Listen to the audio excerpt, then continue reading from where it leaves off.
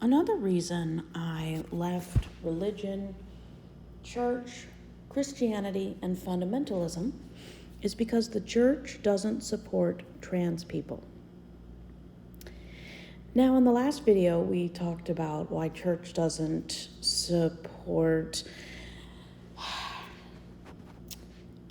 why the church doesn't support queer people, but now we're just going to kind of break it up into different groups. One of the most persecuted groups in all of the queer community are trans people.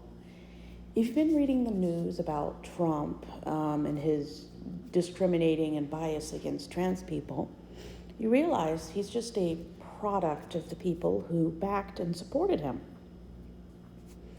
Christians really do love Trump. The MAGA group wouldn't get very far unless they endorsed Trump's propaganda. There are several views on gender identity and trans issues, but we're going to talk about the experiences I've had in 7 churches and 4 denominations. When I grew up in these churches from the age of 0 to 25, I never met a trans person.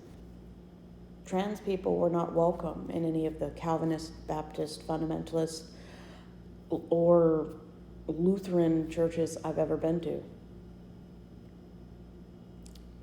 And how could I have a stance against something that was never discussed? I never heard a sermon or anyone speak about anything that wasn't heteronormative.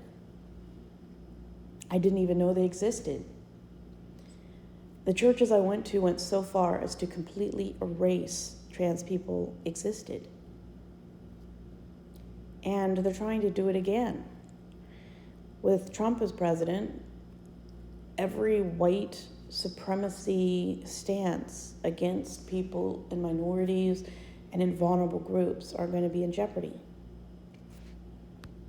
Denominations like the Catholic Church, Jehovah's Witness, and Southern Baptist Convention have expressed opposition to gender transition, using Bible references or God, using terms like male and female.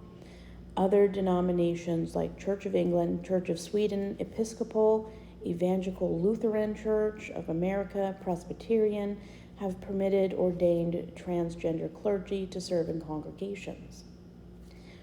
So a lot of denominations are moving toward inclusivity, but it's not everywhere. It's not consistent. And even within denominations that are more open and friendly toward trans people, there's other churches within those denominations that are not. And when you grow up in the extreme forms of religion, Christianity, fundamentalism, you see a lot of erasing, propaganda that's negative toward these people, condemnation, therapy that gets rid of the problem.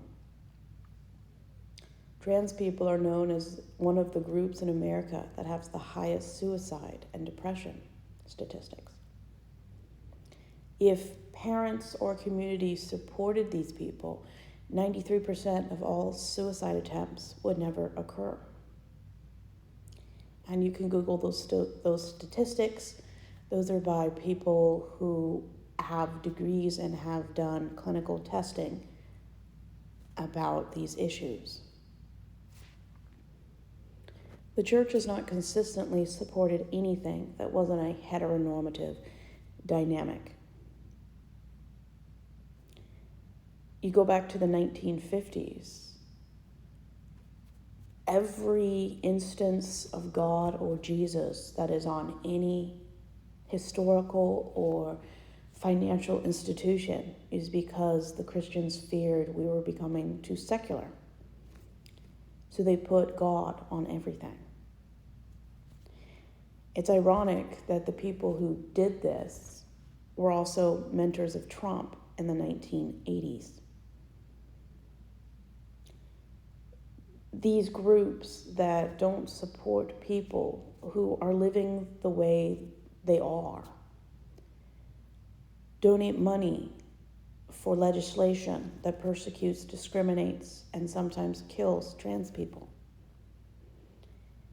The Hebrew Bible, or Christian Bible, has historically affirmed and endorsed patriarchal heteronormative approach toward any form of human sexuality. They favor traditional boundaries of marriage, sexual activity. They